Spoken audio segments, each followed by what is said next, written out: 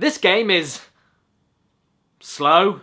Actually, very slow. This game started off as a PS Vita exclusive launch title and then moved its way onto the PS4, and it's okay, but goodness gracious, it's boring sometimes. Escape Plan is a puzzle game that's based around two different characters that have different abilities that you have to switch back and forth between, and the puzzles themselves are based around stealth, physics, timing, and all sorts of things like that. In my experience with both systems, this game works better on the PS Vita just because it works better as a handheld game altogether, and the good thing is, on PS Vita, it runs really smoothly, looks really sharp, and it just overall plays really smoothly. I really do love the character designs, and I love the whole monochromatic look of the whole game, and I especially love the way all the characters look really leathery and reflective and really creased, and yeah, it looks really cool. And there are a good handful of puzzles in this game which are actually really good and require a lot of thinking, a lot of planning, and a lot of quick reflexes in order to beat them. But the problem with this game is that it's just so slow. The puzzles in this game are really short, and that's a really good thing, because the way that the characters move, and the way that the enemies move, and the way that the whole game moves as a whole is just really slow and really boring in some instances. There's not really any kind of satisfaction when you beat a puzzle, because you're just worried that the next puzzle is going to be even longer than that one, and it's just going to go on for minutes upon minutes at a time. And where I would say a lengthy game is a good thing, especially for a handheld console, the problem with Escape Plan is because some of the missions are just so slow and so tedious, you just wish that the game ends sooner than it already does. When this game was released on the PS Vita as a launch title, it does give a good idea to the power and the performance and everything of the PS Vita, and how the motion sensor works and how the touchscreen works and everything,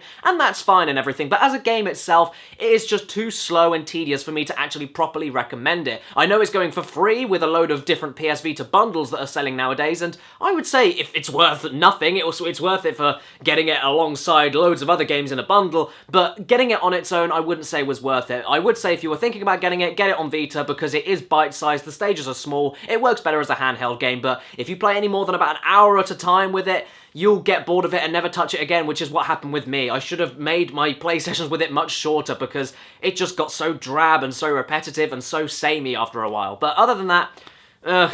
I'm in the middle with it. Nah.